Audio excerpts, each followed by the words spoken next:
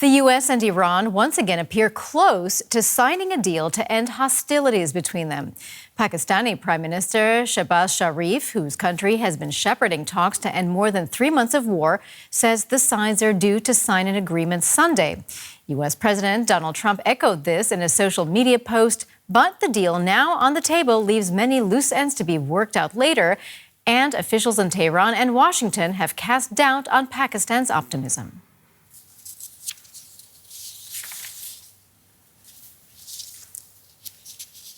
And we can now speak to Aaron David Miller. He's a senior fellow at the Carnegie Endowment for International Peace, focusing on U.S. foreign policy. Welcome to DW. Now, we just heard that Donald Trump saying that a deal is scheduled to be signed on Sunday. He didn't say that it will be signed. So what do you make of that word choice, considering that Iran has cautioned that there won't be a signing on Sunday? I mean, look, U.S.-Iranian negotiations generally have two speeds, slow and slower. I wouldn't focus so much on the timing. I think that we're probably closer than ever to signing a 1 or 2 page memorandum of understanding. I think I'd focus more on the next step. Because even if you do get this agreement initialed, maybe in the presence of the G7 or maybe digitally tomorrow or the next day, what you've done is to buy yourself a ticket on both sides to a negotiation, which is going to be long and tedious, in which the gaps on the core issues, what to do about the 900 pounds of highly enriched uranium, what to do about the ultimate disposition of the straits, what about easing of the naval blockade, what about frozen assets, mutual security guarantees, sanctions relief, and the whole issue of Iran's capacity to enrich.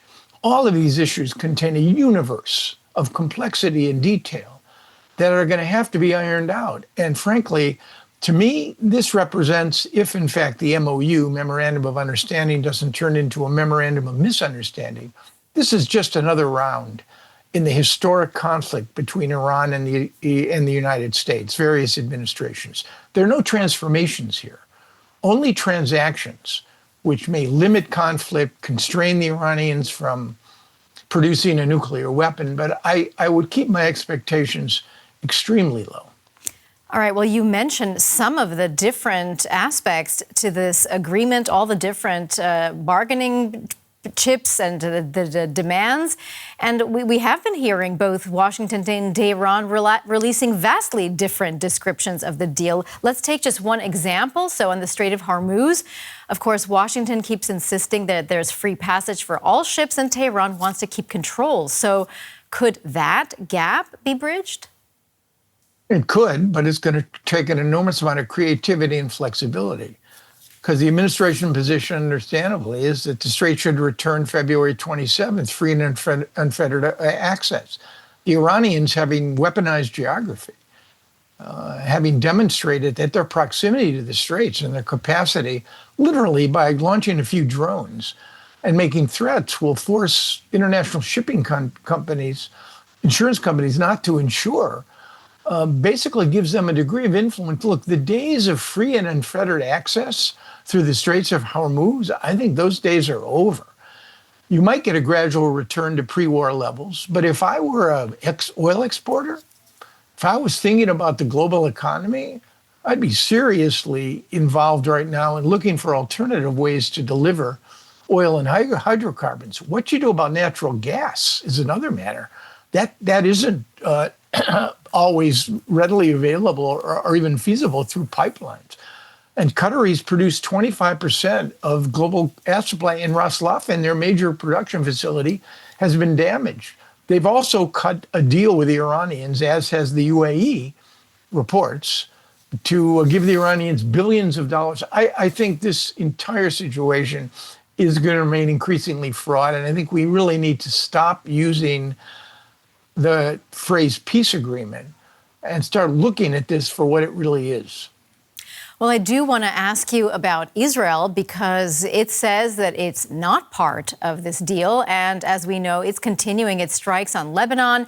Can any U.S.-Iran deal hold without getting Israel on board?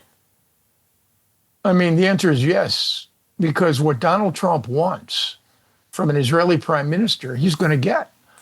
Netanyahu, Prime Minister Netanyahu, the longest governing prime minister in the history of the state, he's presided over governments in Israel 15 of the last 17 years. He's up for elections probably in October. He needs Donald Trump's active support as a campaigner. Netanyahu will do anything Trump wants him to do. All right. Well, one of the things that Tehran is insisting on is that its frozen assets are released.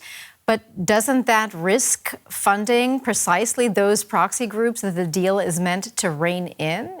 Is Trump going to go for that? Yeah, but the United States has no choice but to accede to this. Money is fungible. So whatever the Iranians say, they're going to continue to support their billion-dollar proxy.